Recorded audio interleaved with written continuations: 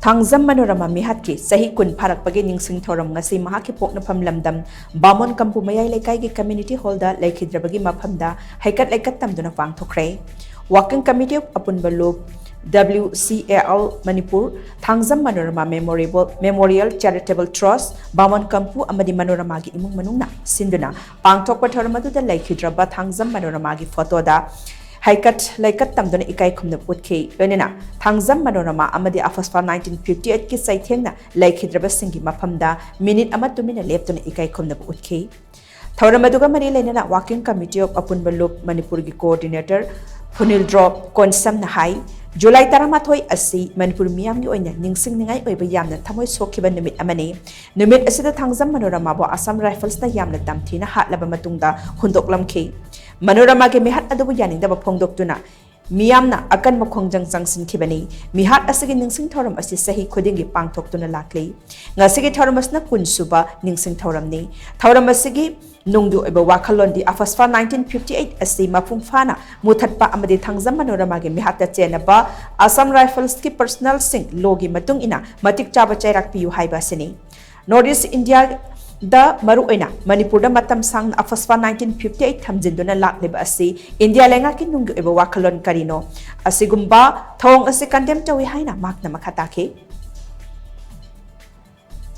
sathiki bo moment asi koina matam adu gi ngasi phawda tanu lagba koi gi demand chi maruina armed forces special proxy repeal to haibadi muthalo haibani sumna khaki haiba mafam kharda police station kharda lokthok ka haibasi koi bende maramdi koi gi demand very specific. Still, we are demanding to repeal the Armed Forces Special Parade.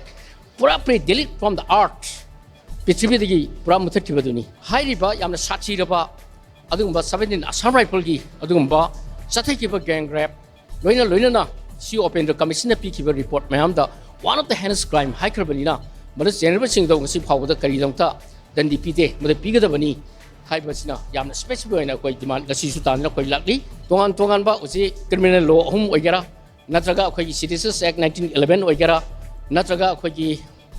Indian Penal Code, Kwagi 1860 Wagera, so far unlawful activities prevention, I am like that. But see the all in that is anabani. But specific enough, Northeast India, the specially Manipura, Matam Sang Mapam Sida, Tamduna like Libase, Masi Makwagi Nungyoba, Idia Carino. Amaram the Thouram atuga mari leinena Thangjam Manorama Memorial Charitable Trust ki President Thiam Nilbirna hai Thangjam Manorama ki Meehat adu yamna ningba kainingai oiba amani handaki Manorama LEIKHIDRABIGI kunsuba Ningshing Thouram asiga iroinana Trust Working Committee of Apunbalub Manipur amadi imung manunga kupna khanaraba matung Manorama gi Ningshing Park ama semgatnaba BAMON KAMPU Laitambi Chingdong Khongnang Khong da lam ama kanduna thamle haina makna makhatake Aku trust na yung manung amade apun baluk ko kadar kanda maki kitang asugum bayam na